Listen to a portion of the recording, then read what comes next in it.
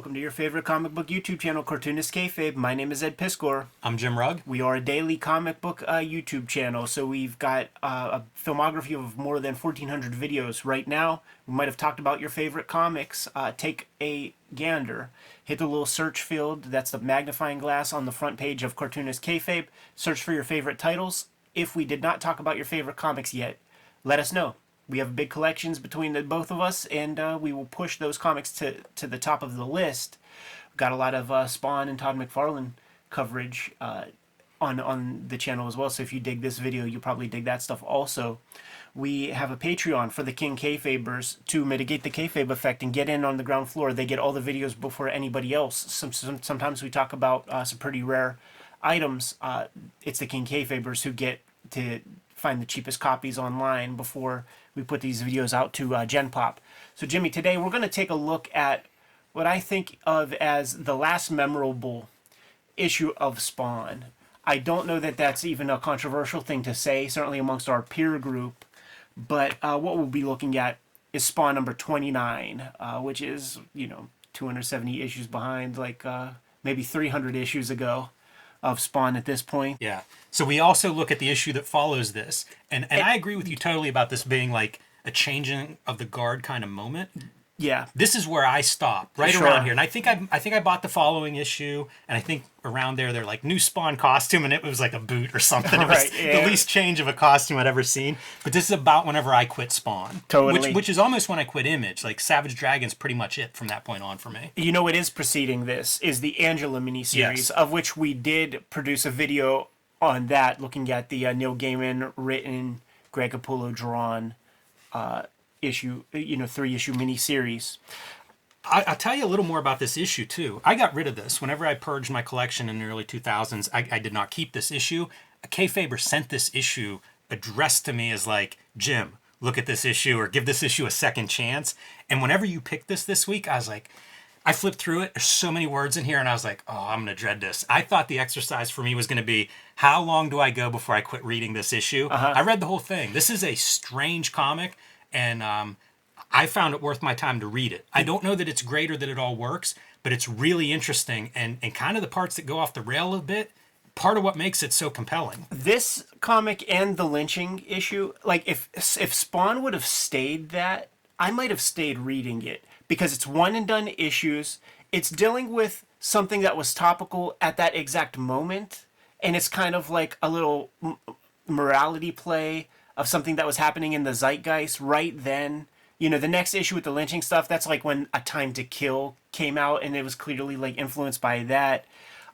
There were campaigns about child abuse and gun safety and guns in the hands of kids around this time.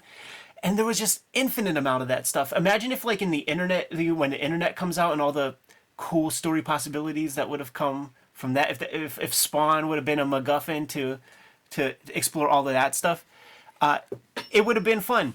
It's ham-fisted. It's written by a guy who famously says that he doesn't read anything except the sports page. So in some ways, it's folk art. It's one of the, again, interesting parts of this book is it feels like this is way above McFarlane's pedigree as a writer. And maybe it is, but also like he's swinging for a fence in a way with this story. And I always applaud that. He has a huge disdain. Like when he does like public tours and talks and stuff like that, he always talks about like child molesters and child abusers and stuff like that. And he explored similar stuff in his Spider-Man comics. I think that Wendigo Wolverine run has to do with like, Boy Scout leader guy or something. And it's something that's at the front of his creative thoughts often. We did the Billy Kincaid issue earlier than this. So it's just something that's close to him. I love too how nonchalant it is. Like this kid finds this right in the middle of the day, just under the tree or whatever, and yeah, sure, let me gather you up and take you home. You look like something I might want to play with. Like I'm running faster than I've ever run before if I see Spawn bloody under a tree. There is clearly heavy hand of Greg Capullo in the storytelling of this, and the amount of cartooning that's in here is something that was maybe a little lost on me when I was a kid. I didn't think of this as realistic, but I thought of it as superhero comics, which is not exactly cartoony. But it's stuff like you fall, you crack your head. How do you communicate that in comics language? Crack that ground. And then he's supposed to be big, heavy. Bend that little radio flyer wagon. So there's so much good cartooning stuff in here. The Greg Capullo is able to capture weight really well. These issues are also really interesting to look at in the sense that we know Capullo comes on and then he more or less becomes the penciler with McFarlane doing the finishes for, I don't know, 30 issues, 40. Like it's a long run. I think way more. It's a long run. Many years they work together. But in these early days, you can kind of see that back and forth. Yeah. You know, like they're still working it out. McFarlane is higher listing as the artist on this issue, when probably it's Capullo doing most of the penciling here. Yeah. But it's neat to see those guys like figuring it out. Like, how does this work? How do we work together and make this look like what I want it to be from McFarlane's point of view? Yeah, totally, man. Because you could see the style was much different on the Angela miniseries. Yes. And you could see little glimmers here and there, man. There becomes like less spotting of blacks as the tandem congeals into what it becomes. So like these little pools of black here, they feel sort of out of place. But here's one of those mirror moments that is to pretty solid effect in this comic. You have little Cyan with Terry having like a nice parental moment, and then you have the juxtaposition, the opposite. Handled well with the Steve Olive color. Also, by the way, this video is brought to you by the Cartoonist Kayfabe Patreon. Become a King Kayfaber and mitigate the Kayfabe effect. You get all the videos before anybody else. We have more than 1,400 videos up on the channel as we speak. Hit the little magnifying glass, search around to see if we're talking about your favorite comics. If not, let us know in the comments so that we can show off your favorite stuff on the channel. The videos are brought to you by the books that we make. Before you is a healthy bibliography of the stuff that we have available, but there's new material coming out all the time. The Hip Hop Family Tree Omnibus is coming to you this holiday season. In fact, your store needs to order it now. They have that opportunity to do so. It's going to come out October 18th. Collecting all 4 volumes of Hip Hop Family Tree plus 140 pages of additional material, 500 plus pages of comics in there. The X-Men Grand Design Trilogy trade paperback is coming to you in November, just in time for Christmas as well. Several volumes of that are out of print as we speak. The current focus is Red Room, and 2 trade paperbacks of Red Room are out there, Antisocial Network and Trigger Warnings. Crypto Killers is the latest miniseries of Red Room.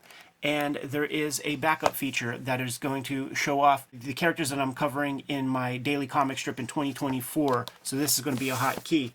Jimmy's got plenty of stuff on the horizon. Street Angel Princess of Poverty is coming out in November. This is going to collect all of the Street Angel material before Street Angel Deadliest Girl Alive. So you need both volumes to have all of Jim Rugg's Street Angel comics on hand. The Hulk Grand Design Treasury Edition book is out of print, so when you see this, it's going to be your last opportunity to scoop up these books. Make sure you do so. You might be able to find some on Amazon, but they are going quickly. Jimmy's been in the self-publishing game for a while this past year. He's got True Crime Funnies, 3 nonfiction stories. A couple of them have wrestling in the subject matter. 1986 zine and the BW zine are back. The BW zine back in print, and 1986 zine is on the horizon. We need to do a whole episode on this, Jimmy. Now that we're done paying the bills, back to the video. You know, another bit of McFarlane, actually, I don't know if it's McFarlane art. There's a Hulk piece, whenever it's a Gray Hulk, but it may not be a McFarlane issue, where Hulk is dealing with an abusive sheriff or police officer of some sort. And it struck me as there's a parallel there, but now that I think about it, I'm not sure McFarlane drew that issue. But it is that thing of like, what do you do if it's an abusive sheriff? It also reminds me of the Arseface comic. Yeah. You know, like that's the ultimate villain in a way, because like this is a small town. Like nobody's challenging this guy. Right. This image right here was featured in a perspective exercise that Greg Capullo was highlighting in a Wizard column. I think one of the shortcomings in writing in this issue is how much this sheriff is like, he's a 10. Yeah. Like as a villain, he's the paperest thin of villains. Like, there's no redeeming quality of this guy. And I always think that kind of heavy-handedness is tough.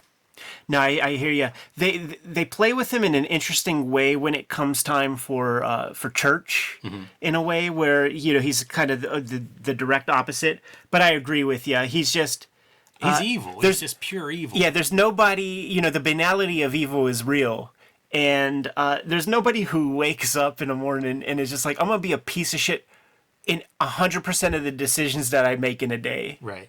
I'm gonna open the fridge door like an asshole. I wonder too. I remember that Image documentary, and McFarlane uses an example of like, "Hey, if you're a drunk, quit drinking." Right. People call you All a that drunk stuff. or whatever. And it feels like he's very critical of alcohol. Oh yeah, and in that same stuff where I talk about where he is on tour mentioning the child abuse, like he'll say that stuff. Quit touching kids, like he'll say it, and yeah. But you see it here. Like not only is he an abusive father, he's also a drunk. It's nearly a chick tract in the heavy-handedness That's of kind it. of that's fascinating. I might like it more now through that lens. Because it's written that way, where it's just like you have very clear stakes. You have archetypical good guys, bad guys, and you're building up those stakes for that inevitable conclusion. How about this like sort of worm's eye shot of Spawn underneath that table in the shack with all the accoutrement that you would expect to see in a little shack? Just really, really well composed. It does make me want to again go back and revisit this run to watch Capullo develop, because as neat as some of this stuff looks, I feel like these are shots that are not going to be shots he would be doing a year from now. A year from now in the Spawn kind of run, like they're not McFarlane-esque. You're right. And it's kind of interesting to me to see that evolution. Man, drawing all that stuff in a shed. We say it all the time, but that's some of the hardest kind of stuff to draw. Totally. Capullo does well with it too. Like almost every scene that we see, the rooms, the settings are very believable for what what you're trying to communicate. I thought this panel in particular was amazing because you see a lot of this kind of panel and it's a struggle to show somebody looking at a piece of paper. Right. This 3/4 shot of the face, even though it's cropped, you only get the very edge. I think it reads well. The hand with the cigarette over the keyboard. I'm kind of amazed by it. Like it's probably not something someone's going to look at Spawn and go, "What a great panel!" But looking through this, it's like that's pretty well done.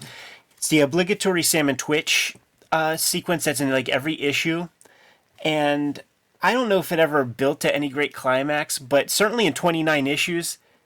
These guys ain't about much. It's the same little back and forth of them just talking. There's never any advancement of their character. One thing that's interesting in this issue, just pure coincidence, 100% sure of that. I didn't know Sam's name is Sam Burke, and I'm reading those Burke novels that Andrew Vax put together, and Andrew Vax, like huge champion, like when it comes to saving kids, child abuse, all that stuff. Not the first child abuse issue, he's looking at Billy Kincaid and his name's Sam Burke. I'm sure it's a coincidence. I'm sure that Todd McFarlane never read a Burke novel, but it is interesting and kind of noteworthy as a coincidence. Billy Kincaid and Sam Burke could have been brothers. Absolutely. Separated at birth. You know what? It makes me wonder, like, who named Sam Burke? Yeah, if it just happened in this issue, because I never knew his last name. Bendis does a run of Sam and Twitch as a writer, and I mean Bendis, I bet you knows the character Burke. Yeah. So I wonder like where that comes from. It's so close, like to be a coincidence is hard to believe. Yeah, I don't think that McFarlane was branching out too much. Like just that Angela miniseries was like the only extra piece that existed at this time. But we have this back and forth. So in issue 5, so that's what I mean. Like these characters are so slow moving. In issue 5, the big climax of which we did a video is, Billy Kincaid strung up with popsicle sticks sticking out of his body with paper notes and shit and chains and things, and it was in the office of Sam Burke. So the police chief is trying to like pin something on him. And 24 issues later, they're still nowhere with that. He's still getting to work and all of that. Well, what we learned 24 issues later is police chief may be corrupt and connected to Kincaid. You're right. All right, and so now we're going back to our chick tract of the drunken, child-abusing father is a pious man when it comes to church time. And this is some more of that heavy-handedness, where the kid is definitely jacked up, and all the people of the town. You got this macho-ass butch dad with the face of a pugilist, and you have the people of the town like, oh, your kid's still playing that football real tough, huh? You need to lighten up a little bit. Reference to the mom too, and everybody missing the mom, and you just wonder like, how'd she pass? Right. I bet that wasn't a great life. Right. And as soon as we get home, we got Pops hitting the sauce. You always have this part too in these kind of stories where, in spite of like all the gross shit that we see the dad do, you still have the kid mouthing off a little bit. Right. And it's like, what kind of a fucking sadist are you? And of course, The ultimate climax for this issue. we just all know this kid's gonna drop that bottle, right? Yes, sir. I shouldn't laugh, but it just feels like so much of this is cliche. Exactly. Fully over the top. Because basically we need to get our dad set off in such a major way. And what better way to do that than have like the last pint of alcohol depleted in the household. So dad is gonna perform a little psychological warfare on the children. I forget what it was. It was an interview with somebody. I know who it was, man. It was, I don't remember the dude's name, but he was, he turned out to be a rat for the mob, but not Sam Gravano. It was like some other dude. But he said that, his pops was the, capo regime or something, and he was like the Nepo baby.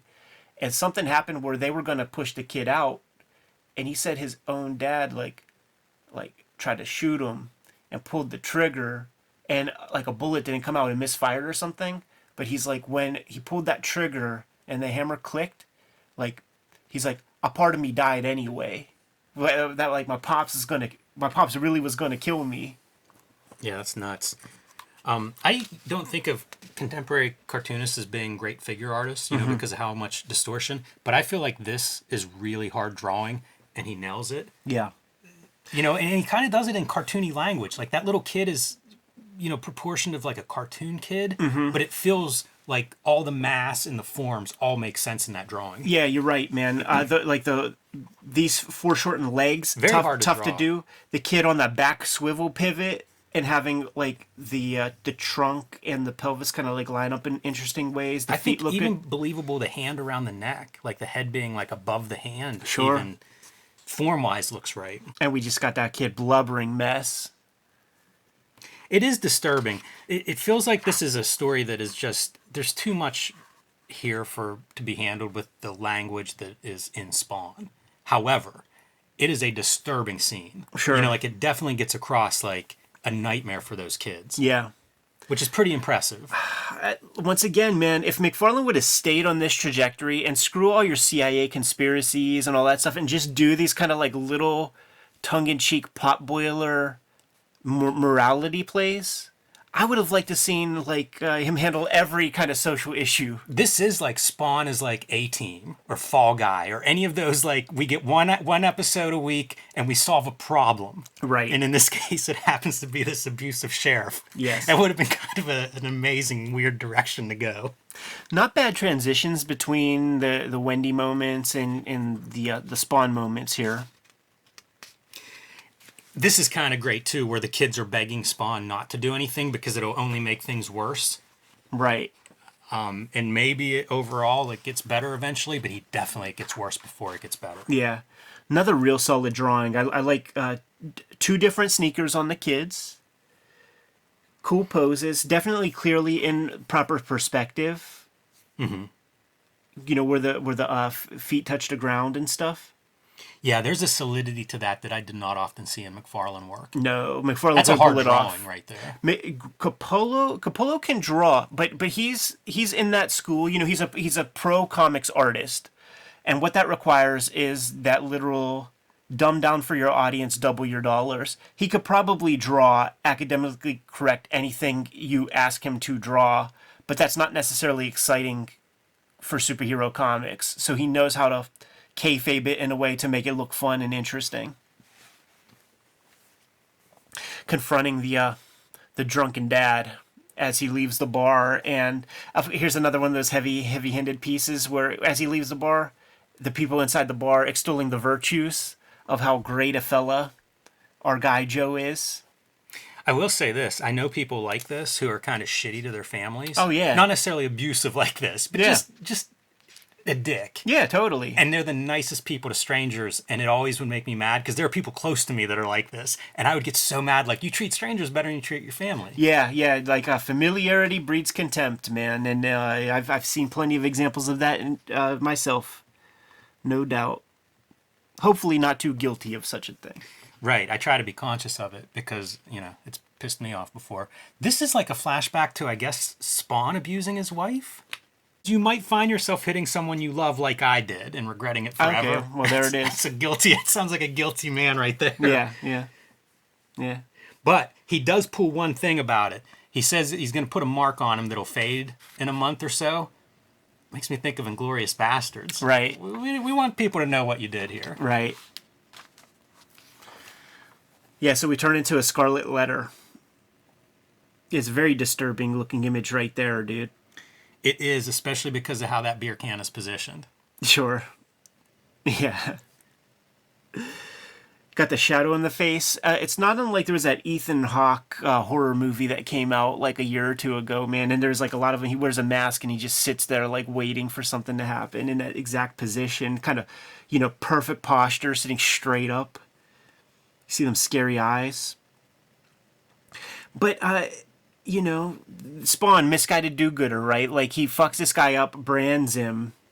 There's only 2 people who know that this guy beats his kids, and they're coming home from school. But Spawn, leaves, sends the dad back home. By the way, 1 page earlier, Spawn promised them, "It's okay, I'm not leaving, but things will get better, I promise." Well, where's he at now? Thought he wasn't leaving. Right.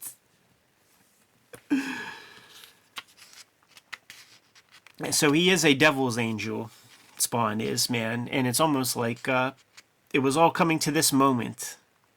The pops is like thumping on the kid with the goon hand. And then the older brother sees the gun in the holster. What are you looking at? You see some weird printing? What is this BE there? It's the I Beat Kids, tattoos on the dad. And so, as you can imagine, Chekhov's gun was established in Act 2, so you got to put it to use in Act 3. I don't think I noticed that there was a silhouette of the Gat right there, but Steve Oliff is definitely doing everything he can to kind of call some attention to it. Yeah, he is. And when you distort the shape that much, it's like perspective, right? It's on a door that's open. You lose the easy read of what is this shape. Yeah, man. But some more solid figure drawing from Greg Capullo as he draws this very, very burly child abusing father with his tattoo gimmicks all over, advancing towards Eddie, the older brother. And you have your classic off-camera blam. Yeah, very much. And I think Frank Miller, when I see a blam like that, what's funny in this is it's that serial killer movie point of view. Yeah. He's advancing towards us. Right. Which is just a weird... It's one more weird element in a story that's just kind of strange. Sure.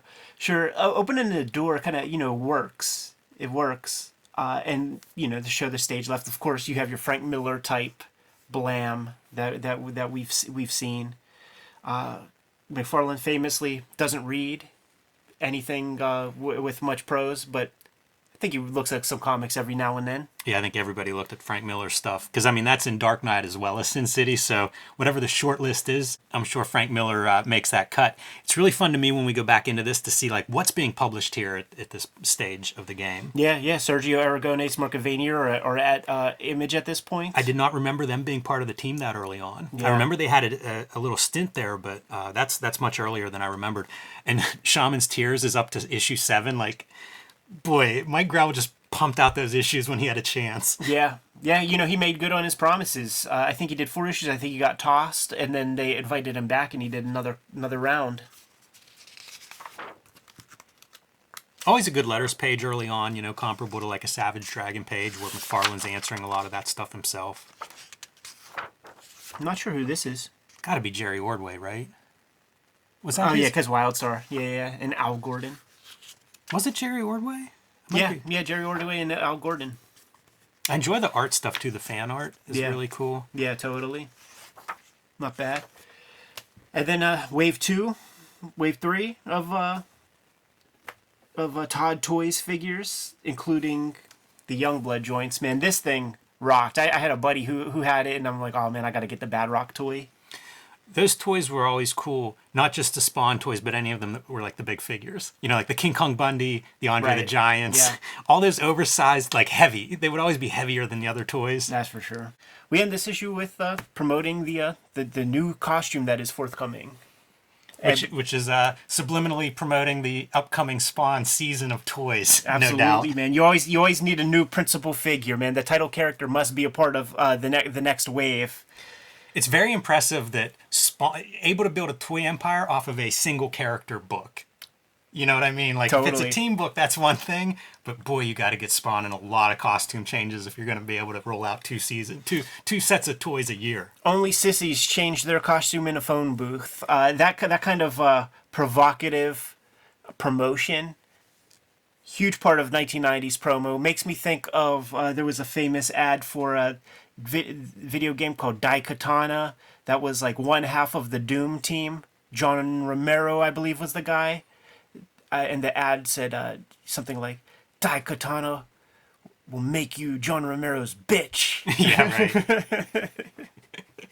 Could it go, Jimmy? Yes. Kayfabers, like, follow, subscribe to the YouTube channel. Hit the bell so that we can notify you when new videos are available. We are a daily YouTube channel, and we put things out all the time. There's more than 1,400 videos on the channel as we speak. And give the channel a search. See if we talked about your favorite comics. If we did not, make sure you let us know. We could put that stuff to the top of our reading list. But ultimately, the videos are brought to you by the books that we make. Jimmy, please tell the people what you got out there. Coming in November is Street Angel, Princess of Poverty. This is my next comic from Image Comics. This is a companion piece to Street Angel, Deadliest Girl Alive, but you need to order Street Angel, Princess of Poverty now if you want to get it at your local comic shop in November. So let them know you want that. With Deadliest Girl Alive, it collects all of the Street Angel comics that I have made to date. Hulk Grand Design is also in stores while supplies last. This is sold out at the distribution level, which means they may become scarce, hard to find, and who knows, prices go up. So if you haven't picked up a Grand Design yet, do that the next time you see it while you still can. I've also been making and self-publishing lately. So the BW zine, my newest zine, 1986, and True Crime Funnies, my self-published nonfiction comic series, will all be available soon on my website. You can also read them on patreon.com/JimRugg. Hip Hop Family Tree Omnibus is coming to you sooner than later. Make sure you get your comic shop to order it because they can now do that at this point. And so many of these books have already been accounted for from online pre-orders that you cannot take it for granted that you'll be able to get this thing just off the racks. So let your comic shop know that you want the Hip Hop Family Tree Omnibus. It's the 10-year anniversary of Hip Hop Family Tree, 50th anniversary of hip hop as a culture. Come out within plenty of time to make this a great gift for the rap music lover in your fan. Even if your favorite, their favorite rapper isn't covered, their favorite rapper's rapper is definitely in this comic. X-Men Grand Design Trilogy is a trade paperback that will be coming out in November. It's possible for your shop to order this one at this point. It's going to include the Grand Design books that are out of print, and I can't wait to put that into your hands. There are 2 trade paperbacks of Red Room out there right now, Trigger Warnings and The Antisocial Network.